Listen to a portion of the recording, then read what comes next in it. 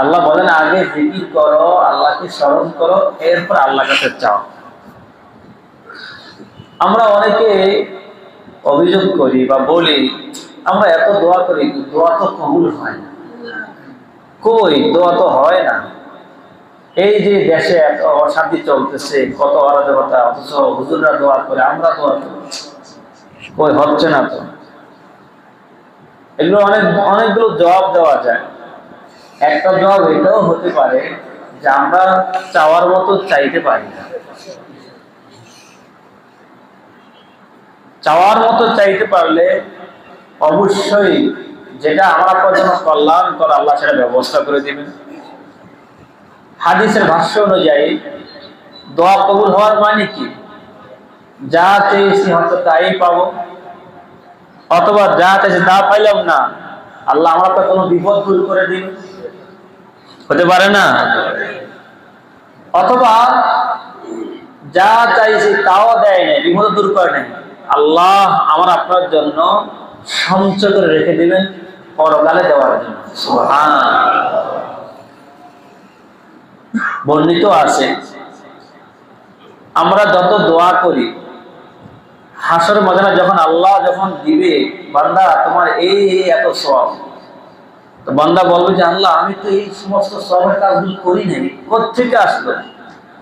আল্লাহ বলবে যে বান্দা তুমি যে অমুক জায়গায় দোয়া করেছো, অমুক জায়গায় দোয়া করেছো, অমুক সময় দোয়া করেছো, এগুলো আমি দোয়া তখন দেইনি, জমা করে রেখে দিয়েছি, এগুলো আমি পাল্টে পাল্টে পাল্টে বড় করতে করতে অনেক বড় করেছি। সুবহানাল্লাহ। তখন বান্দা বলবে যে আল্লাহ যদি দুনিয়াতে আমার কোনো দোয়াই কবুল না হতো।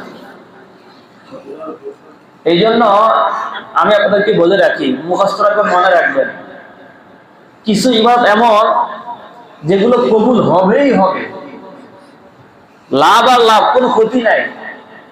আমার আপনার নামাজ কবুল হতে পারে, নাও হতে পারে। আমার আপনার তেলাওয়াত কবুল হতে পারে, নাও হতে পারে। আমার আপনার হজ, যাকাত, অন্যান্য ভালো কাজগুলো কবুল হতে পারে, নাও হতে পারে। কিন্তু কিছু আমল এমন আছে যেগুলো কবুল না হলেও আপনার জন্য লাভ। সুবহানাল্লাহ। তার মধ্যে একটা হলো দোয়া। ধরুন আল্লাহ কবুল করলোই না, আল্লাহ দিলই না, তাও লাভ। কি লাভ? আল্লাহ ইরশাদ করেন উদউনি আস্তাজিব লাকুম, বান্দা আমার কাছে চাও, আমি তোমার চাওয়া পুরা করে দিব। সুবহানাল্লাহ। আল্লাহর হুকুম, আল্লাহ বলেন চাও, দোয়া করো, আমি তোমার দোয়া কবুল করব। তাহলে চাইতে বলছেন কে? আল্লাহ। তাহলে এই আদেশটা কার? আল্লাহ। আল্লাহর আদেশ পালন করলে সব আছে কিনা বলেন? চাইতে থাকা, চাইতে থাকা, আমাদের কাজ তো চাওয়া, দেওয়ার মালিক তো তিনি। তিনি যখন ভালো মনে করেন তখন দিবেন, তিনি যেটা ভালো মনে করেন সেটাই দিবেন, তাই না ভাই? তাহলে দোয়া যখনই আমরা করব, যেখানেই করব, লাভ আছে নাকি বলেন? আছে। কোন এটা লাভ আছে। আর একটা আমল হলো দুরূদ শরীফ। সুবহানাল্লাহ। যেহেতু দুরূদ শরীফ যেহেতু আল্লাহর নবীর জন্য দোয়া, এই জন্য এটা আল্লাহ তাআলা আগে থেকেই কবুল করে রাখছেন। সুবহানাল্লাহ। এই জন্য দুরূদ শরীফ আপনি আমি যেখানেই পড়বো, যে জায়গায় পড়বো, যখনই পড়বো, কবুল কবুল কবুল, কোনো সন্দেহ নেই। সুবহানাল্লাহ। আল্লাহ তাআলা আমাদের বোঝার তৌফিক দান করুন। তো দোয়া করতে গিয়ে তিনটা গ্রুপ হয়েছে। এক, যারা শুধু দুনিয়া চায়, আল্লাহর কাছে বলে যে আল্লাহ আমাকে ক্ষমতা দাও, বাড়ি দাও, গাড়ি দাও, সব দুনিয়ায় চায়, এক প্রকার আছে না ভাই? অনেকে বলে যে আমার আশা তো লাগবে না, যা দাও আল্লাহ দুনিয়া দিয়ে দাও, আমার বাড়ি দরকার, আমার গাড়ি দরকার, আমার মস্ত চেয়ারটা দরকার, আছে না ভাই? দুনিয়া উল্টায় যাক, সব বলে যাক, আমার চেয়ার ঠিক রাখতে হবে, আছে না ভাই? এরকম কিছু লোক আছে যারা দুনিয়া চায়, টাকা লাগবে, পয়সা লাগবে, গাড়ি লাগবে, বাড়ি লাগবে। এই এক প্রকার, এরা কাদের কাজ? এটা দুনিয়া ওরা কাফেরদের কাজ। কাফেরদের কাজ। কোন মুসলমান শুধু দুনিয়া চাইতে পারে না। শুধু দুনিয়া চায় কারা? যারা পরকালকে বিশ্বাস করে না, কাফের বেঈমান।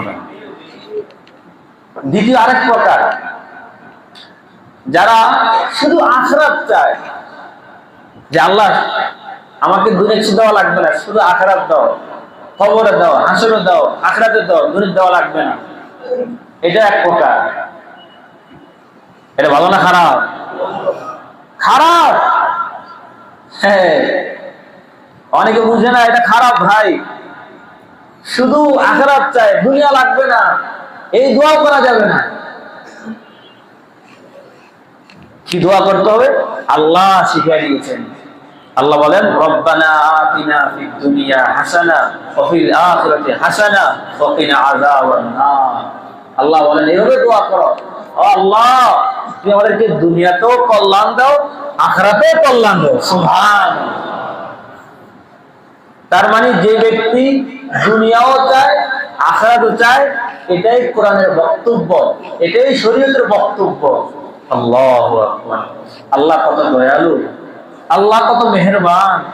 আল্লাহ চায় না তার কোনো বান্দা কষ্ট পায়। দুনিয়াতে চলার জন্য যা লাগবে এটা কামাই করতে হবে। ব্যবসা করা অনেক বড় সওয়াবের কাজ, কামাই করা অনেক বড় সওয়াবের কাজ। কারণ আমার তো চলতে হবে, স্ত্রী খাওয়াইতে হবে, আমার ছেলে খাওয়াইতে হবে। এটাও কার নির্দেশ? আল্লাহর। এখন যদি আপনি আখিরাতে চান, দুনিয়ার পর কিছুই নাই, তাহলে আপনি চলবেন কিভাবে? তখন তো আপনি অন্যদের হাত পাততে হবে। এটা তো আল্লাহ পছন্দ করেন। চাইতে হবে কার কাছে? আল্লাহ। এই জন্য আমার ভাইরা, শুধু আখিরাত চাওয়া এটা ঠিক না, জায়েজ নাই। তাহলে কোনটা করতে হবে? আল্লাহ দুনিয়ার কল্যাণ চাই, আখিরাতের কল্যাণ চাই। সুবহানাল্লাহ।